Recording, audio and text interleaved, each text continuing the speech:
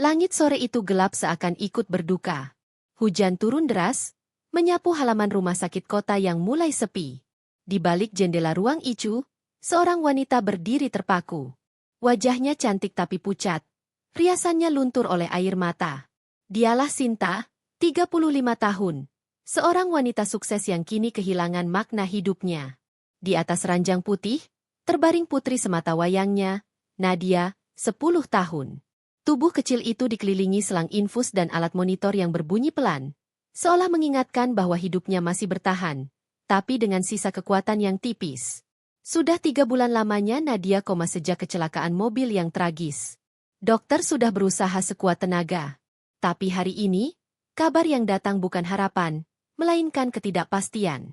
Kami sudah melakukan semua yang bisa, Bu Sinta. Sekarang hanya keajaiban yang bisa menolong. Ujar dokter dengan nada berat, lalu meninggalkan ruangan. Kata, keajaiban, bergema di kepala Sinta seperti ejekan. Ia menatap wajah anaknya yang tenang, mengelus pipinya yang mulai pucat. Nah, Mama di sini. Bangunlah, sayang.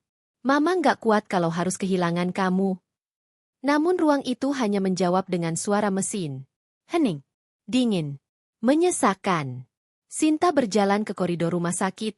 Langkahnya gontai. Ia duduk di bangku panjang, memeluk tasnya erat-erat, dan menangis tanpa suara. Semua doa terasa hampa. Semua janji Tuhan seakan jauh. Di sisi lain koridor, seorang pria mengenakan seragam petugas kebersihan memperhatikan dengan iba.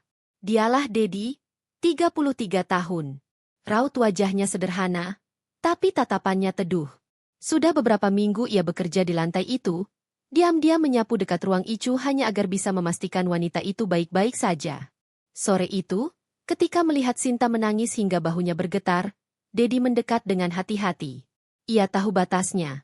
Tapi sesuatu di dalam dirinya tak tega membiarkan wanita itu sendirian. Permisi, Bu. Suaranya pelan tapi tulus. Saya tahu saya bukan siapa-siapa. Tapi, saya turut prihatin atas kondisi anak Ibu.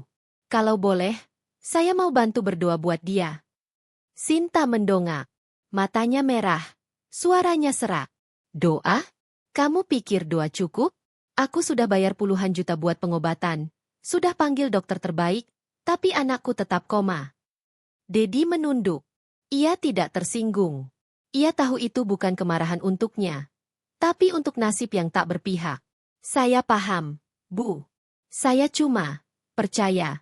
Kadang yang gak bisa dilakukan tangan manusia, bisa dijawab sama doa yang tulus. Sinta terdiam. Kata-kata itu sederhana, tapi menampar lembut hatinya. Ia menatap wajah pria itu, kulit sawo matang, mata jernih, dan senyum kecil yang hangat di tengah kesedihan. Ada sesuatu yang membuatnya merasa aman. Air matanya kembali jatuh. Ia berbicara tanpa berpikir panjang, penuh emosi dan keputusasaan. Kalau kamu bisa bangunkan putriku dari koma, aku rela jadi istrimu. Ucapan itu meluncur begitu saja. Antara marah, pasrah, dan hancur. Tapi Dedi tak menanggapinya dengan senyum atau tawa.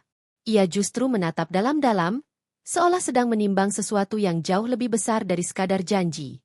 Baik, Bu, katanya akhirnya.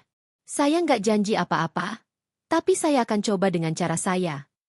Lalu ia pergi perlahan, meninggalkan Sinta yang masih terisak. Namun anehnya, setelah kalimat itu, hatinya terasa sedikit hangat, seolah ada sesuatu yang tak terlihat mulai bergerak. Malam itu, ketika rumah sakit sepi dan lampu mulai redup, Dedi kembali ke ruang Icu. Ia berdiri di depan pintu, lalu menunduk pelan. Dari balik kaca, ia bisa melihat Nadia terbaring diam, seolah sedang tidur panjang. Nak, bisiknya lembut, Om gak kenal kamu, tapi Om tahu ibumu orang baik. Kalau kamu dengar, bangun ya. Ibumu butuh kamu. Ia lalu duduk di kursi dekat ranjang dan mulai membaca doa kecil. Bukan mantra, bukan keajaiban, hanya untaian kata dari hati yang tulus. Perawat malam yang lewat sempat berhenti, melihatnya, tapi tidak berkata apa-apa. Ada sesuatu yang damai di wajah pria itu. Sementara di kamar tunggu, Sinta yang tertidur di kursi tiba-tiba terbangun. Entah kenapa, hatinya merasa tenang. Untuk pertama kalinya setelah berminggu-minggu, ia berdoa lagi, bukan dengan putus asa, tapi dengan harapan kecil yang nyaris padam. Malam itu, di dua hati yang berbeda, seorang ibu kaya dan seorang pria sederhana, doa mereka naik ke langit yang sama. Dan tanpa mereka tahu, di ruangan itu, jari kecil Nadia bergerak sangat pelan, seolah menjawab panggilan cinta yang tulus dari dua dunia yang tak seharusnya bertemu. Malam berganti pagi. Cahaya mentari menyelinap masuk melalui jendela ruang Icu, menembus kaca bening yang sedikit berembun. Di dalamnya, Nadia masih terbaring tenang. Tubuh mungilnya dilingkupi aroma antiseptik dan bunyi mesin monitor yang stabil. Sinta membuka mata perlahan dari kursi tunggu. Lehernya pegal, matanya bengkak. Ia tak tahu sudah berapa lama tertidur. Tapi sesuatu terasa berbeda pagi itu. Dadanya terasa sedikit lebih ringan, seolah ada beban yang diam-diam terangkat dari pundaknya. Ketika ia menatap ke arah putrinya, sekelebat bayangan muncul dalam pikirannya. Ia yakin semalam seseorang duduk di sana, di kursi dekat ranjang Nadia. Seseorang yang membaca doa dengan suara lembut. Seseorang yang bahkan bukan keluarga, tapi entah kenapa terasa seperti bagian dari harapan yang tersisa. Dedi, gumamnya pelan. Nama itu muncul begitu saja di kepalanya. Ia menatap putrinya lebih lama. Ada sedikit rona di pipi kecil itu, dan jarum infusnya tampak bergerak mengikuti detak nadi yang kini sedikit lebih cepat. Sinta langsung memanggil perawat. Tolong! Lihat monitor jantungnya, detaknya meningkat. Perawat datang tergesa, menatap alat itu, lalu menoleh ke dokter jaga. Mereka saling pandang. Heran. Aneh, kata dokter itu. Tidak ada perubahan obat atau tindakan apapun semalam, tapi aktivitas syarafnya mulai merespons. Sinta menatap Nadia dengan mata berkaca. Apa itu artinya dia? Mulai sadar. Dokter hanya tersenyum tipis. Belum tentu, Bu. Tapi, ini tanda yang sangat baik. Pertahankan suasana tenang. Biarkan dia merasa dicintai. Ketika semua orang pergi, Sinta menggenggam tangan putrinya erat. Sayang, Mama di sini, ya. Dengar suara Mama? Kalau kamu bisa dengar, kedip sekali aja, Nak. Tak ada reaksi. Tapi di dalam hati Sinta tahu, sesuatu sedang bergerak, pelan tapi pasti. Sore harinya, ketika suasana rumah sakit mulai sepi, Sinta berjalan menyusuri koridor untuk mencari udara. Ia melihat Dedi di ujung lorong, sedang mengepel lantai dengan tenang. Tanpa sadar, langkahnya terhenti. Ia menatap pria itu cukup lama sebelum memanggil pelan. Dedi. Dedi mendongak, sedikit terkejut melihat Sinta berdiri di depannya. Oh, Bu Sinta, apa ada yang bisa saya bantu? Aku cuma mau bilang terima kasih. Entah apa yang kamu lakukan semalam, tapi kondisi Nadia membaik. Dedi mengusap tangannya dengan lep basah, lalu berkata lembut. Saya cuma duduk di sampingnya, Bu. Bacain doa. Mungkin dia dengar, mungkin juga enggak. Tapi, saya percaya, anak sekecil itu masih bisa ngerasain kasih sayang ibunya, bahkan kalau matanya tertutup. Sinta menunduk, suaranya lirih. Aku sempat kehilangan harapan. Tapi entah kenapa, waktu kamu bicara semalam, rasanya tenang. Seolah Tuhan kirim seseorang buat nyentuh hatiku lagi. Dedi tersenyum kecil. Tuhan gak pernah ninggalin, Bu. Kadang dia cuma mau kita berhenti marah, dan mulai ikhlas. Kalimat itu menembus hati Sinta seperti air hangat yang mengalir perlahan. Ia hanya bisa menatap Dedi dalam diam. Pria sederhana dengan pakaian kerja kusam, tapi kata-katanya menenangkan lebih dari 1000 doa. Malamnya, Sinta kembali ke ruang Icu. Kali ini, ia duduk di samping Nadia dan mengusap rambut putrinya dengan lembut. Sayang, Mama minta maaf ya. Mama terlalu sibuk marah sama takdir. Sampai lupa kalau kamu butuh dengar suara Mama. Air matanya jatuh ke tangan kecil itu. Dan ketika butir air mata terakhir jatuh, jemari Nadia bergerak. Sangat pelan, tapi cukup untuk membuat Sinta terkejut. Nadia? Serunya kaget. Ia memanggil perawat, tapi ketika tim medis datang, gerakan itu sudah berhenti. Dokter berkata, bisa jadi reaksi otot, Bu. Tapi tetap tanda baik. Sinta tahu banyak orang akan menganggap itu kebetulan. Tapi ia tidak. Ia tahu, malam ini bukan sekadar kebetulan. Ada sesuatu yang nyata sedang bekerja. Sesuatu yang tak terlihat tapi terasa. Beberapa hari berikutnya, Dedi terus datang setiap malam. Kadang ia hanya duduk diam di kursi, kadang ia membaca doa dengan lirih, kadang ia bercerita tentang kehidupannya sendiri. Ia bercerita bahwa dulu ia punya adik kecil yang juga koma setelah kecelakaan, tapi tak terselamatkan. Waktu itu saya nggak bisa ngapa-ngapain, Bu. Saya janji, kalau suatu hari bisa nolong orang lain, saya bakal lakukan. Sinta menatap Dedi dengan mata berkaca. Mungkin ini cara Tuhan kasih kamu kesempatan kedua, Di. Dedi tersenyum, menatap langit-langit ruang Icu. Mungkin juga cara Tuhan kasih saya ketenangan. Lewat anak ibu, saya belajar buat nggak nyalahin diri sendiri lagi. Hening sejenak. Hanya bunyi detak mesin yang terdengar. Dan di tengah hening itu, Sinta sadar, rasa syukur bisa datang dari arah yang tidak disangka. Ketika Dedi berpamitan malam itu, Sinta menatapnya pergi. Di dalam dadanya, tumbuh sesuatu yang belum pernah ia rasakan sebelumnya. Bukan cinta, bukan rasa kasihan, tapi ketulusan yang membuat hatinya ingin hidup lagi. Malam di rumah sakit terasa lebih tenang dari biasanya. Lampu-lampu di koridor menyala redup, hanya menyisakan cahaya lembut yang jatuh di lantai putih mengilap. Sinta duduk di ruang tunggu, menatap jendela besar yang mengarah ke taman belakang. Dari situ, ia bisa melihat Dedi sedang menyapu daun-daun kering yang tertiup angin malam. Sudah hampir 2 minggu sejak malam pertama Dedi mendoakan Nadia. Dan sejak saat itu, sesuatu di hati Sinta berubah. Ia yang dulu selalu merasa sendirian kini mulai menemukan ketenangan setiap kali melihat sosok pria itu. Bukan karena belas kasihan, tapi karena ia merasa Dedi memahami rasa sakit tanpa harus banyak bicara. Ketika Dedi selesai bekerja, Sinta menghampirinya sambil membawa 2 gelas kopi hangat dari kantin. "Kamu belum pulang? Sudah malam." "Belum, Bu. Saya biasa istirahat dulu di taman sebelum balik ke mes." Sinta mengulurkan salah satu gelas itu. "Ini, buat kamu. Kopinya nggak mahal, tapi hangat." Dedi menerima dengan senyum tipis. "Terima kasih, Bu. Kopi sederhana, tapi dari tangan orang tulus, rasanya mahal." Sinta tertawa kecil.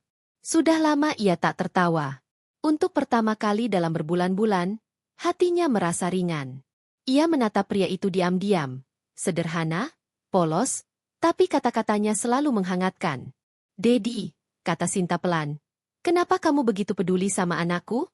Kamu bahkan gak kenal kami." Dedi menatap langit, lalu menjawab dengan suara tenang. "Karena dulu saya pernah gagal, Bu. Adik saya kecelakaan 5 tahun lalu. Koma di rumah sakit ini juga. Tapi waktu itu saya cuma bisa lihat dia pergi, tanpa bisa berbuat apapun." Sinta terdiam. Suara Dedi bergetar, tapi matanya tetap menatap langit malam yang sunyi. "Sejak saat itu, saya janji. Kalau suatu hari saya dikasih kesempatan bantu orang lain keluar dari situasi yang sama, saya nggak akan diam." Air mata Sinta menetes tanpa bisa ditahan. "Maaf, Dedi, aku nggak tahu kamu punya luka sedalam itu." "Nggak apa-apa, Bu. Kadang luka lama justru yang ngajarin kita cara menyembuhkan orang lain." Hening kembali turun di antara mereka. Hanya suara jangkrik malam yang terdengar samar. Sinta menarik napas panjang, menatap kopi di tangannya yang mulai dingin. "Dedi, kamu percaya keajaiban?" "Percaya, Bu. Tapi bukan yang datang tiba-tiba. Keajaiban menurut saya adalah saat kita mau tetap percaya, bahkan ketika semuanya terasa mustahil." Kata-kata itu membuat dada Sinta sesak, tapi hangat. Ia menatap pria itu lebih lama, mencoba memahami sesuatu yang belum bisa ia beri nama. Ia hanya tahu satu hal. Setiap kali Dedi bicara, hatinya merasa aman, sesuatu yang sudah lama hilang sejak suaminya meninggal dalam kecelakaan yang sama yang menimpa Nadia. Keesokan harinya, Sinta membawa setangkai bunga melati ke ruang Icu. Ia meletakkannya di meja kecil di samping ranjang Nadia. "Lihat, sayang, Mama bawa bunga favoritmu. Ingat, kan? Kamu suka bilang melati itu wangi surga." Sinta berbicara terus, seperti yang disarankan Dedi. Ia menceritakan kenangan mereka, saat Nadia belajar bersepeda, saat mereka makan es krim di taman. Dan entah mengapa, mata kecil itu tampak sedikit bergerak di bawah kelopak matanya yang tertutup. Perawat yang melihatnya tersenyum. "Bagus, Bu. Tetap bicara seperti itu. Anak ibu pasti dengar. Sinta keluar ruangan dengan mata berkaca. Di luar, Dedi sudah menunggu dengan seikat bunga Kamboja yang baru saja ia petik dari taman rumah sakit. Buat siapa itu? Tanya Sinta heran. Buat adik saya, Bu. Setiap malam saya kirim doa sambil bawa bunga ini. Tapi sekarang saya mau taruh di depan kamar Nadia. Mungkin dia suka wangi yang sama. Sinta tertegun. Betapa tulusnya hati pria ini. Ia menatap bunga itu lama, sebelum berkata pelan. Dedi, kamu tahu, setiap kali aku hampir menyerah, kamu datang membawa sesuatu yang membuatku bertahan. Dedi menatapnya lembut. Mungkin karena kita sama, Bu. Sama-sama pernah kehilangan sesuatu yang kita cintai, tapi tetap harus hidup. Malamnya, Sinta kembali berdoa di samping putrinya, dengan cara yang diajarkan Dedi, sederhana, jujur, tanpa syarat. Tuhan, aku nggak minta banyak. Aku cuma ingin kau izinkan aku memeluk anakku sekali lagi. Dan terima kasih karena kau kirim seseorang yang buat aku percaya lagi pada keajaiban. Sementara itu, di taman belakang, Dedi menatap langit dan berdoa dengan kalimat yang hampir sama. Dua hati di dua tempat berbeda, tapi bergetar pada frekuensi yang sama. Rasa syukur, kehilangan, dan harapan. Malam itu, ketika jam menunjukkan pukul 12 lewat sedikit, jari mungil Nadia bergerak lagi. Kali ini bukan refleks. Gerakan itu halus, tapi nyata, seperti sebuah jawaban kecil dari langit. Pagi itu rumah sakit terasa berbeda. Cahaya matahari menembus jendela kamar Nadia, memantul di lantai dan membuat ruangan Icu yang biasanya kelam tampak hangat. Sinta baru saja tiba, membawa bekal bubur dan teh untuk Dedi seperti biasa. Namun sebelum ia sempat masuk ruang tunggu, perawat memanggilnya dengan wajah sedikit panik tapi penuh senyum. Bu Sinta, cepat ke ruang Icu. Ada sesuatu yang harus ibu lihat. Langkah Sinta terhenti. Jantungnya berdegup kencang. Ia berlari tanpa sempat menaruh tas, matanya langsung tertuju pada tubuh putrinya yang terbaring. Dan di sana, untuk pertama kalinya dalam 2 bulan terakhir, jari tangan Nadia bergerak perlahan, seolah mencoba meraih sesuatu di udara. Nadia, sayang, kamu dengar mama, kan? Suara Sinta bergetar, air matanya jatuh satu persatu di pipinya yang pucat. Monitor jantung di sisi ranjang menunjukkan detak yang sedikit lebih cepat dari biasanya. Perawat menatap layar, lalu mengangguk. Responsnya positif. Bu, mungkin pasien mulai bereaksi terhadap rangsangan suara. Sinta menutup mulutnya, menahan isak. Tangannya menggenggam jemari putrinya erat-erat, dan untuk sesaat, ia merasa genggaman itu membalasnya pelan. Bukan ilusi. Ia tahu benar. Itu nyata. Di luar pintu, Dedi berdiri membeku, menyaksikan semua dari celah kaca. Ia tidak berani masuk, hanya menatap dengan dada bergetar. Air matanya jatuh, bukan karena sedih, tapi karena untuk pertama kalinya dalam hidup, doanya benar-benar dijawab. Beberapa jam kemudian, dokter memanggil Sinta dan Dedi ke ruang konsultasi. Bu Sinta, ini kabar baik. Kondisi otak Nadia menunjukkan peningkatan signifikan. Aktivitas saraf mulai merespons. Ini belum berarti sadar penuh, tapi arah pemulihannya sangat positif. Sinta menatap dokter dengan mata berair. Jadi, kemungkinan dia bisa bangun. Kita belum bisa pastikan kapan, tapi ya, peluang itu sekarang ada. Ia menutup wajahnya, menangis dalam diam. Dedi duduk di sebelahnya, menepuk bahunya pelan. Lihat, Bu, doa ibu didengar Tuhan. Doa kita, Dedi, jawabnya dengan senyum lirih.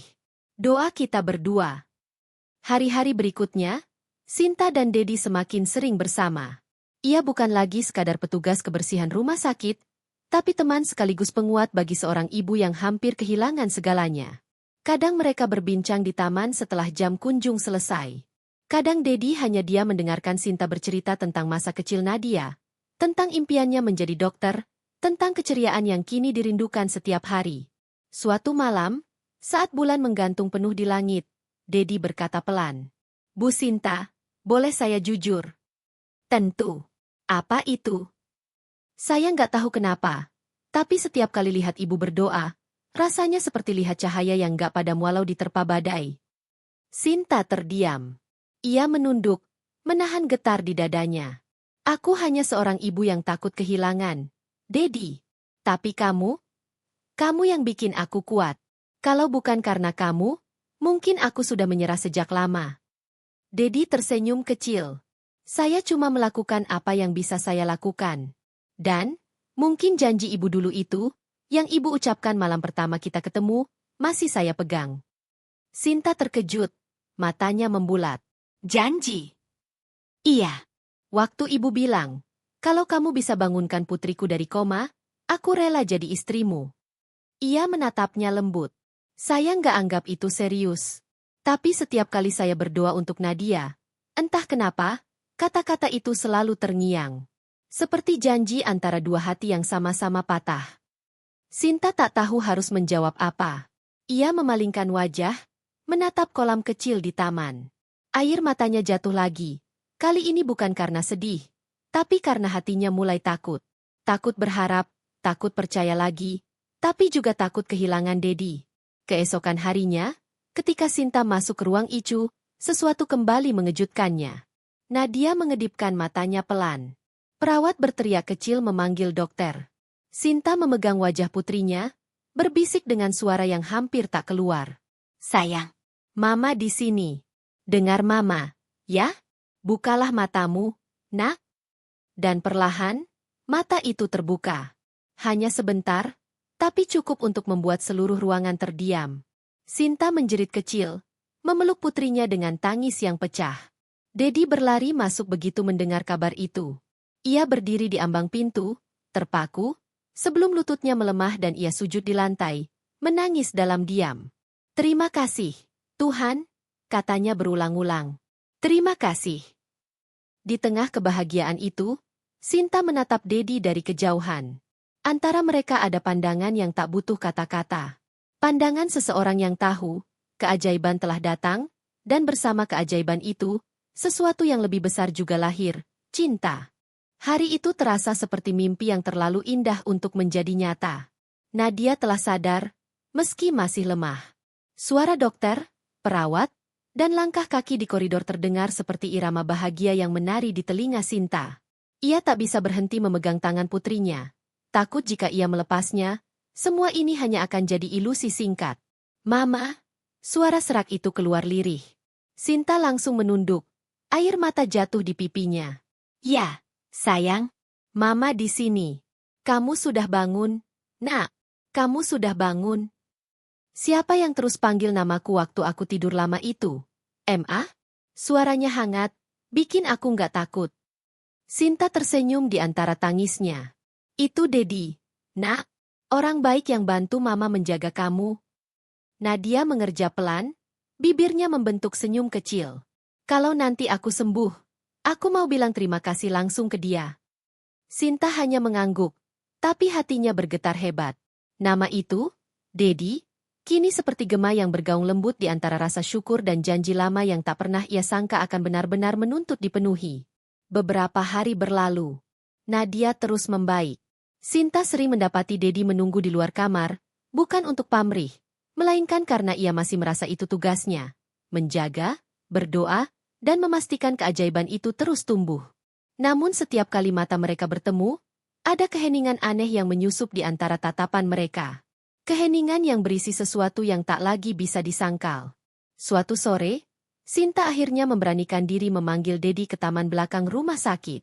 Langit sore tampak lembayung. Burung-burung mulai kembali ke sarang. Dedi. Iya, Bu.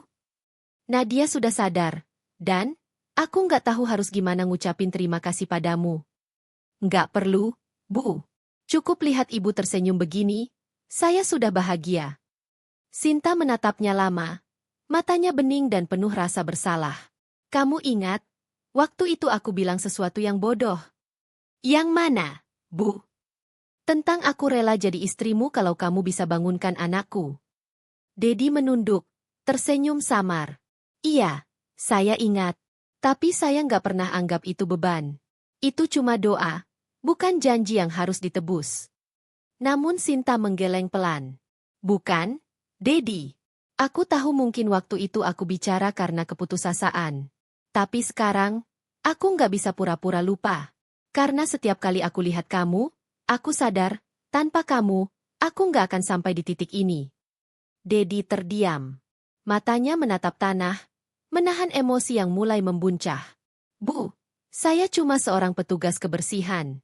Dunia kita beda jauh. Saya nggak pantas.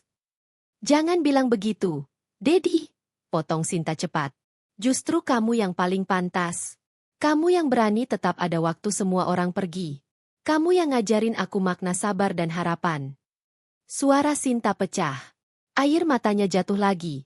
Tapi kini bukan karena sedih. Melainkan karena ia takut kehilangan kesempatan untuk jujur. Aku nggak tahu apa ini cinta atau hanya rasa terima kasih. Tapi aku tahu satu hal. Setiap kali aku berdoa, yang muncul di pikiranku adalah kamu. Dedi memejamkan mata, menahan napas. Ia tak berani mendengar kata itu terlalu dalam. Karena di balik bahagia, ada juga ketakutan besar. Takut dianggap salah. Takut menghancurkan kebahagiaan yang baru tumbuh. Bu Sinta, saya bahagia dengar itu. Tapi biarkan waktu yang jawab, ya? Saya nggak mau janji ibu jadi beban. Saya cuma ingin terus ada di dekat ibu dan Nadia, selama ibu izinkan. Sinta tersenyum lemah. Kamu ini memang aneh.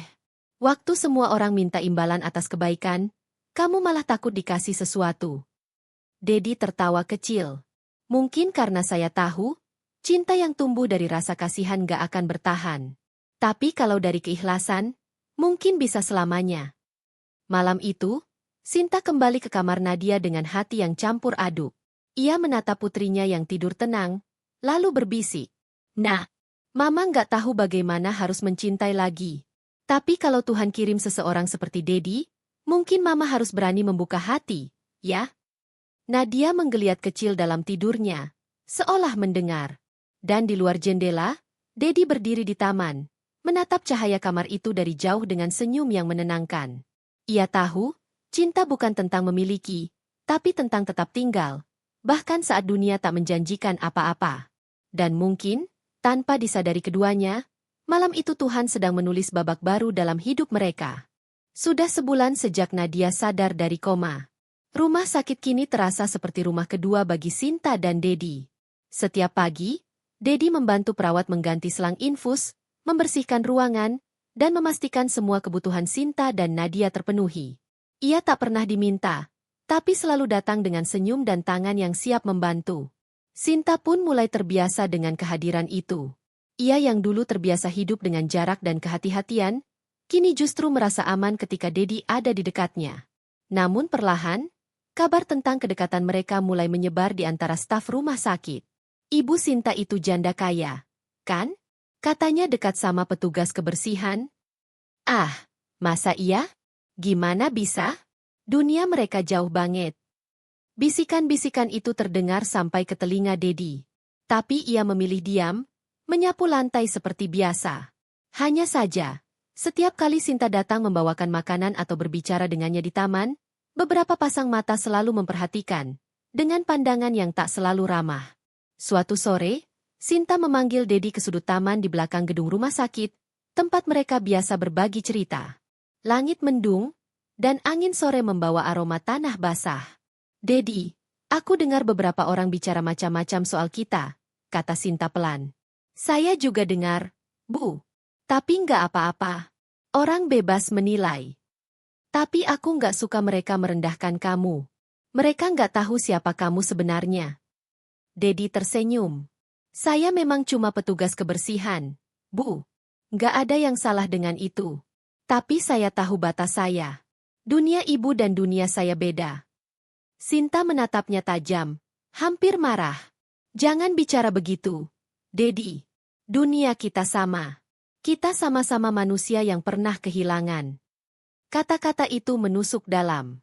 Dedi menunduk, menatap tangannya yang kotor oleh debu. Saya takut, Bu. Takut kalau saya dekat sama ibu, malah bikin ibu susah. Saya nggak mau orang lihat ibu rendah karena saya. Sinta menarik napas panjang. Kalau kamu pergi cuma karena omongan orang, berarti kamu nggak percaya sama keajaiban yang kita alami dulu. Bukankah kita sudah lewati hal yang lebih berat dari sekadar omongan? Hening. Angin berhenti sesaat.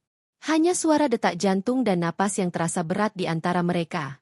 Akhirnya Dedi berkata lirih. Saya nggak akan ninggalin ibu. Tapi biarkan saya tetap di sini, di tempat saya. Dekat, tapi cukup jauh untuk melindungi ibu dari omongan dunia. Sinta menatapnya lama.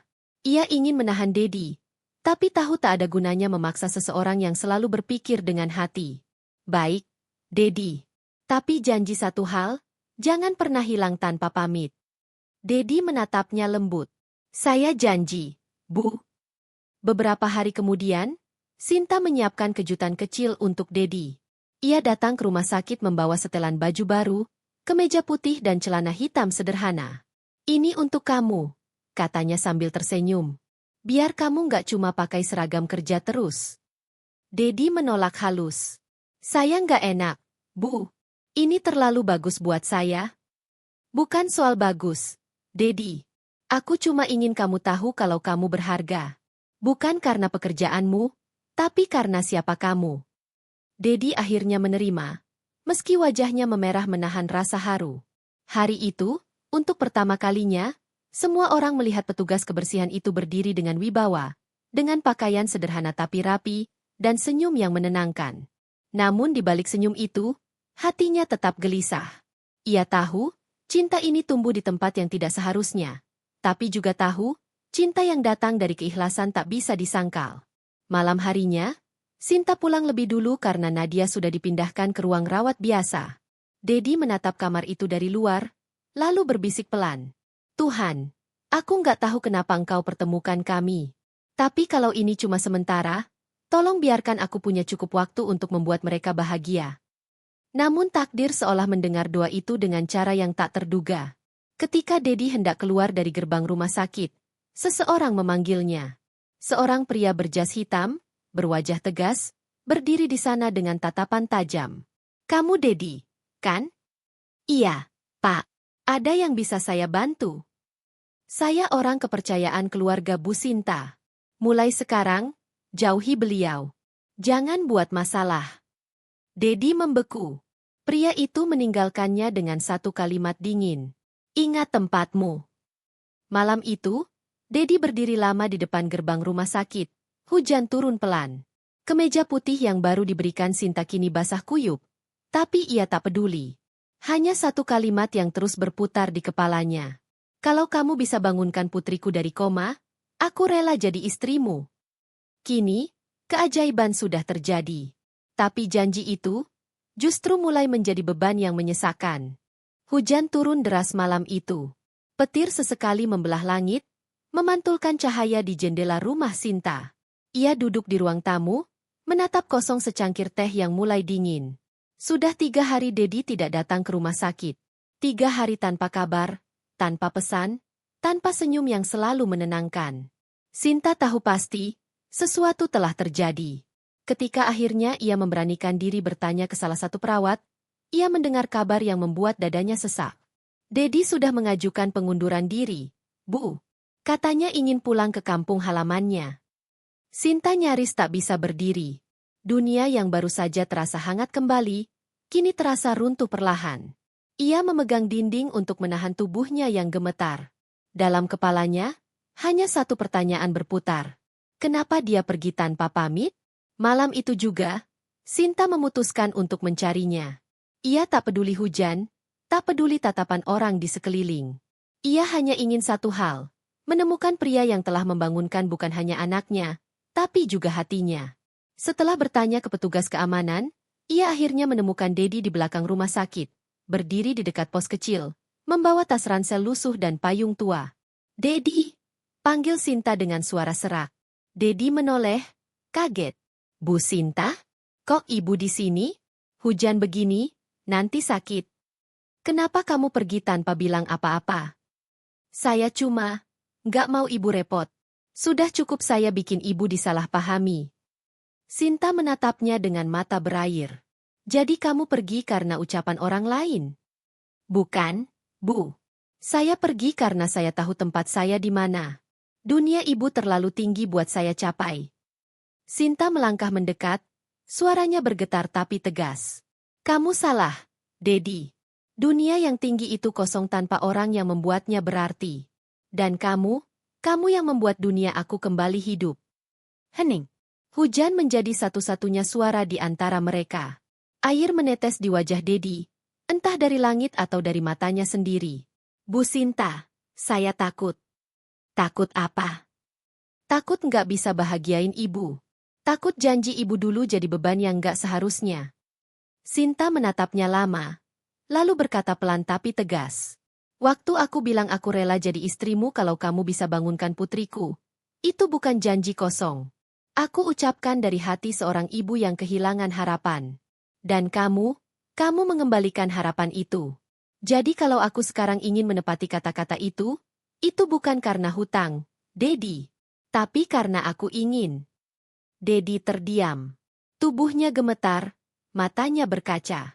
Ia menatap Sinta, lalu berlutut perlahan di bawah derasnya hujan. Bu, jangan ngomong begitu. Saya ini siapa? Saya nggak punya apa-apa. Sinta menunduk, menggenggam tangannya erat. Kamu punya hati yang bersih, Dedi. Dan itu lebih berharga dari semua yang pernah aku miliki. Keesokan harinya, kabar tentang hubungan mereka menyebar cepat. Banyak yang mencibir, banyak yang tak percaya. Namun bagi Sinta, itu semua tak lagi penting. Ia sudah melewati masa di mana pandangan orang menentukan arah hidupnya. Sekarang, yang ia tahu hanyalah satu. Dedi adalah alasan ia bisa tersenyum lagi. Dokter yang merawat Nadia datang dan menepuk bahu Dedi. Anak itu sadar karena doa dan ketulusanmu. Kadang keajaiban memang datang lewat tangan orang sederhana. Nadia sendiri, yang kini sudah bisa duduk di kursi roda, memandang mereka dengan senyum penuh arti. Mama, Dedi jangan pergi lagi, ya? Aku belum sempat bilang terima kasih. Sinta memeluk putrinya dari belakang, menatap Dedi dengan mata berkaca. Dengar itu, Dedi. Kami berdua butuh kamu. Dedi tak bisa menahan air mata. Ia menunduk, mengusap wajahnya pelan. Baik, Bu. Kalau memang ini jalan yang Tuhan kasih, saya akan tetap di sini. Tapi izinkan saya terus jadi Dedi yang dulu, yang kerja keras, yang sederhana. Sinta tersenyum lembut. Aku nggak butuh apapun berubah. Dedi, aku cuma butuh kamu tetap jadi dirimu. Beberapa bulan kemudian, rumah sakit yang dulu menjadi tempat mereka bertemu kini menjadi saksi momen baru. Di taman kecil di belakang gedung, di bawah pohon tempat mereka dulu sering berdoa, Sinta berdiri mengenakan kebaya sederhana, sementara Dedi mengenakan kemeja putih bersih. Hanya ada beberapa orang, dokter, perawat, dan tentu saja Nadia yang duduk tersenyum haru. Dedi, kata Sinta dengan suara lembut, kamu datang ke hidupku membawa keajaiban. Aku takkan pernah bisa membalas, tapi aku janji, akan terus mencintaimu dengan cara yang paling sederhana, dengan hati. Dedi menatapnya penuh rasa syukur. Bu Sinta, atau sekarang, boleh saya panggil istriku? Tawa kecil mengisi taman. Burung-burung berkicau, dan angin berhembus membawa wangi melati, bunga yang dulu selalu ada di samping ranjang Nadia. Sinta menggenggam tangan Dedi erat-erat. Tuhan sudah menjawab doaku dengan cara yang tak pernah aku duga. Dan aku tahu, cinta sejati bukan tentang siapa yang kaya atau miskin, tapi tentang siapa yang mau tetap tinggal saat segalanya runtuh. Mereka berdiri di bawah langit yang cerah, dua jiwa yang pernah hancur, kini utuh kembali karena satu hal yang sama, keikhlasan.